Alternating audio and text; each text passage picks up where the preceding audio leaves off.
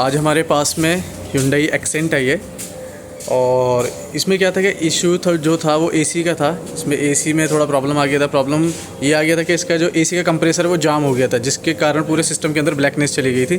तो हमने क्या करा है कि इसका जो डैशबोर्ड खोलने के बाद में इसके अंदर हमने कूलिंग कॉइल फिट करी है। कूलिंग कॉइल फिट करने के बाद में इसके सारे पाइपों की फ्लैशिंग करिए। बहुत सी दफ़ा क्या होता है कि कस्टमर होते हैं तो वो बोलते हैं यार कबीर भाई कुछ इस तरह से काम कर दो कि मेरा काम भी हो जाए और ज़्यादा खर्चा भी ना आए। तो उस कंडीशन में हम क्या करते हैं कि जितने भी आप देख रहे हैं ना, जितना भी ये पाइप हैं, जितने भी ये पाइप आ रहे हैं, ये यहाँ पर ये जितने भी पाइप आ रहे हैं, तो इन सारे पाइपों की क्या करते हैं हम अच्छी तरीके से फ्लैशिंग करते हैं। फ्लैशिंग से क्या होता है कि जितनी भी ब्लैकनेस वगैरह होती है अंदर, वो सारी की सारी ब्लैकनेस हम बिल्कुल आउट कर देते हैं। बाहर करने के बाद में इसके अंदर नया कंप्रेसर और कूलिंग कॉइल, कंडेंसर वगैरह ये चीज़ें डाल देते हैं, जिसके कारण हमारी जो एसी है वो बिल्कुल परफेक्टली काम करने लग जाता है। और मैं आपको इसका पुराना सामान दिखा देता हूँ। इसका जो पुराना सामान है ये इसका एसी का कंप्रेसर है, जो कि पूरी बुरी तरह से एकदम जाम हो गया था। आप अगर देखेंगे तो इसका जो कंप्रेसर का जो क्लच है ना, ये बिल्कुल हिल नहीं रहा, ये बिल्कुल जाम है। ये इसका जो एसी का कंप्रेसर क्लच है बिल्कुल हिल नहीं रहा, ये बिल्कुल जाम हो गया। इस कारण इसका एसी का जो सिस्टम है वो ख़राब हो गया। तो इसमें ये जो कंडेंसर है, ये इसका कंडेंसर हम चेंज कर रहे हैं। कूलिंग कॉइल हम चेंज कर चुके हैं, ठीक है। अब हम आ जाते हैं अपने नए और जेन्युइन पार्ट्स के ऊपर। तो ये हमारा Hyundai का जेन्युइन पार्ट्स है। ये इसका एसी का कंप्रेसर है, Hyundai जेन्युइन। ये देखिए, ये इसका एसी का कंप्रेसर हो गया, Hyundai जेन्युइन।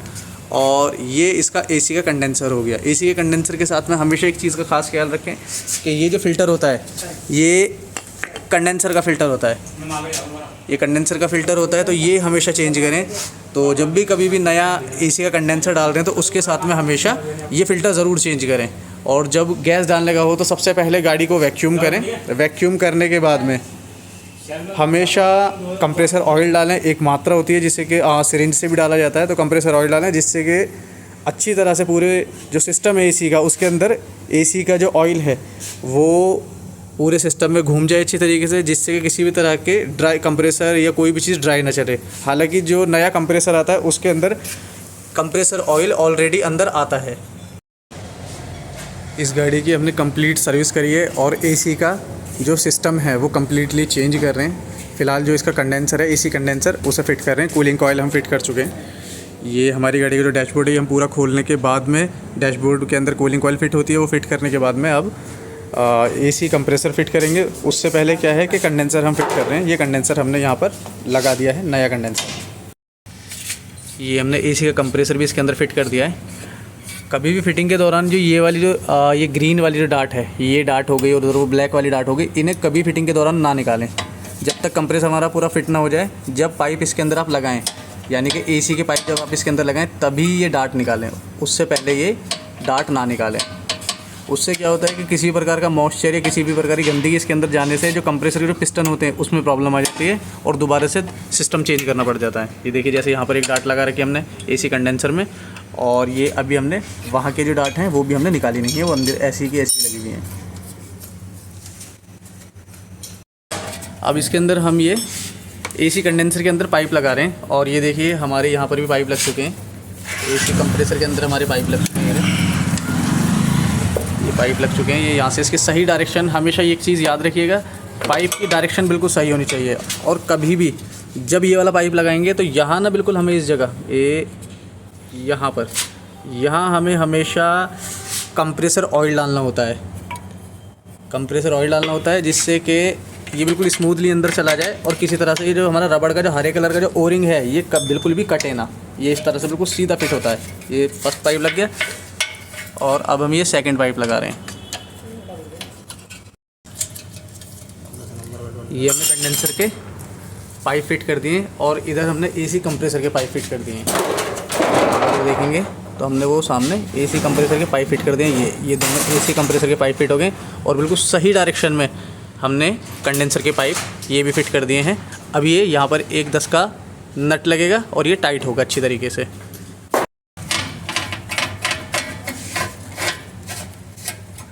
ये एसी कंडेंसर के पाइप टाइट कर चुके हैं और ये सेकंड वाला कर रहे हैं हम, टाइट हो गया।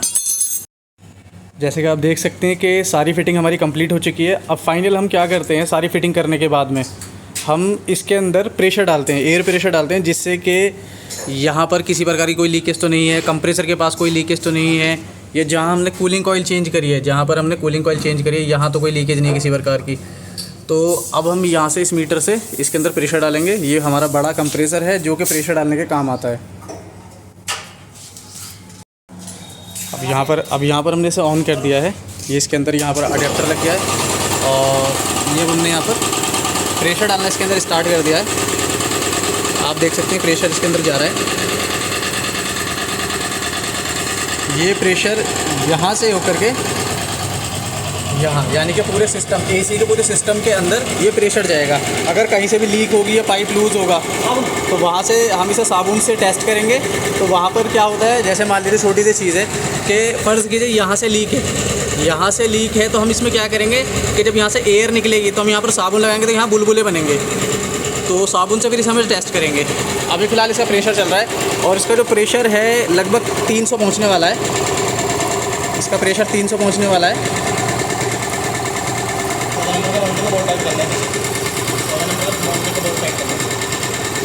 बंद कर दो, 300 हो गया। यहाँ पर हम इसे क्या करते हैं, यहाँ से हम होल्ड कर देते हैं। अगर ये यहाँ से डाउन होके 150 पे भी रुकता है तो समझ लीजिए लीकेज नहीं है फिर कहीं पर भी। अगर इस जगह से डाउन होकर और 150 पे भी रुकता है तो लीकेज नहीं है। ये यहाँ पर माउंट टाइट हो रही है। ये इंजन की मेन माउंट हाइड्रोलिक माउंट है, इसे टाइट कर रहे हैं। और ये माउंट इसलिए खोली जाती है जब हम ये वाले जो पाइप है ना एसी के पाइप, ये इसके नीचे से इस तरह से, ये इस माउंट के नीचे से आ रहे होते हैं। ये देखिए ये एसी के पाइप हैं और ये यहाँ पर इस तरह से निकले होते हैं। तो इन पाइपों को निकालने के लिए ये माउंट खोलनी पड़ती है। ये इन पाइपों को निकालने के ये माउंट खोलनी पड़ती है। अब ये दोबारा से हम टाइट कर रहे हैं और प्रेशर हमने यहाँ पर होल्ड छोड़ रखा है। और आप प्रेशर देख सकते हैं कि इस वक्त जो हमारा प्रेशर है ये 200 के आसपास पहुँच गया है। यहाँ पर ये इसका लीक टेस्ट कर रहे हैं, मतलब किसी प्रकार का कोई भी मतलब बुलबुला बनने का। तो इसकी हमने लीकेज टेस्ट करी है। तो लीकेज टेस्ट में इसके फ़िलहाल किसी भी प्रकार की कोई लीकेज नहीं है। अब हमने इसकी वैक्यूम की प्रक्रिया चालू कर दी है। ये 50 के इधर होता है। अब ये वैक्यूम हम इसे कर रहे हैं तो ये जैसे जैसे माइनस पे जाएगा, ये ग्रीन पे जाएगा, तो समझ लीजिए अंदर से वैक्यूम हो रहा है। वैक्यूम मतलब सिस्टम के अंदर, पूरे एसी के सिस्टम के अंदर जितना भी मॉइस्चर होगा वो मॉइस्चर निकालने के लिए ये वैक्यूम करा जाता है। मतलब ये इसके अंदर से सोख रहा है एक किस्म से, मतलब पूरा की पूरा जो इसके अंदर ये सोख रहा है। और ये यहाँ से सोख रहा है, इस जगह से ये यहाँ से सोख रहा है और ये यहाँ से बाहर निकाल रहा है। ये यहाँ से प्रेशर, ये यहाँ से प्रेशर बन रहा है, यानी कि गंदगी यहाँ से बाहर आ रही है और यहाँ से खींच रहा है। तो आप अगर ये चीज़ देखेंगे तो उसमें बड़ा तेज़ी से देखिए कितना वैक्यूम हो गया। मतलब पहले ये ऊपर की साइड था, 0 के आसपास था, अब ये 3 के ऊपर है। तो ये पूरा एसी सिस्टम जो है ये वैक्यूम में से काम चल रहा है इसके अंदर। ये एसी का सिस्टम वैक्यूमिंग और इसकी लाइटें वगैरह लग चुकी हैं। एसी का सिस्टम कंप्लीट इसका लग चुका है। अब इसके बाद में कंप्रेसर ऑयल और एसी की गैस डालेंगे, उसके बाद में हमारा एसी का जो काम है कंप्लीट हो जाएगा। जैसा कि आप देख सकते हैं कि इसमें अभी भी वैक्यूम चल रहा है। वैक्यूम कम से कम 4 से 5 मिनट का हमेशा वैक्यूम करना चाहिए। और यहाँ पे अगर आप देखेंगे तो ये हमने इसका कंप्रेसर ऑयल भर रखा है। ये पूरी एक सिरिंज, ये आपने देखा होगा कि भैंसों को जो इंजेक्शन लगता है ये वही वाली सिरिंज है। तो ये पूरी एक भर के हम एसी के कंप्रेसर में डालेंगे। ये एसी का जो प्रेशर वाला जो कंप्रेसर है वो बंद हो चुका है और वैक्यूम पे है। इस वक्त हम इसका पाइप निकाल के अब ये इसके अंदर यहाँ पर लगता है और ये यहाँ से इस तरह से नोज़ल खोला जाता है और ये देखिए पूरा के पूरा इसके अंदर चला गया कंप्रेसर ऑयल। अब इसके अंदर एसी की गैस डलेगी। ये इस वक्त इसके अंदर एसी गैस का काम स्टार्ट कर दिया है। ये देखिए यहाँ से अगर आप देख सकते हैं तो ये एसी का गैस है। ये कंप्रेसर ऑयल की वजह से गंदा हो जाता है मीटर। एक सेकेंड ये देखो एसी की गैस जा रही है इसके अंदर और ये अपनी मीटर देख सकते हैं।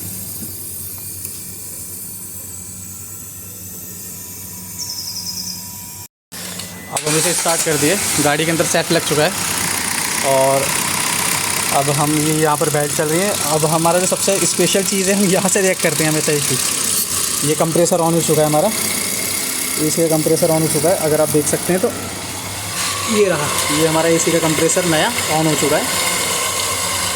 और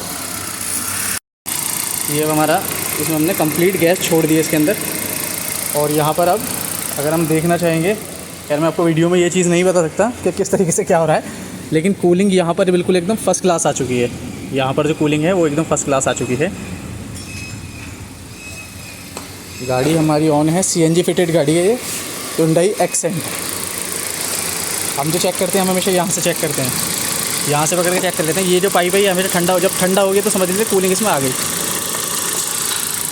ये देखिए मेरे हाथ पे हल्का हल्का सा मॉइस्चर देख रहे हैं, ये कूलिंग का ही है। तो आप देख सकते हैं हमारी Hyundai एक्सेंट तैयार हो गई है बिल्कुल एसी के काम से, नए एसी सिस्टम के साथ में। AC compressor, condenser, cooling coil complete, AC work.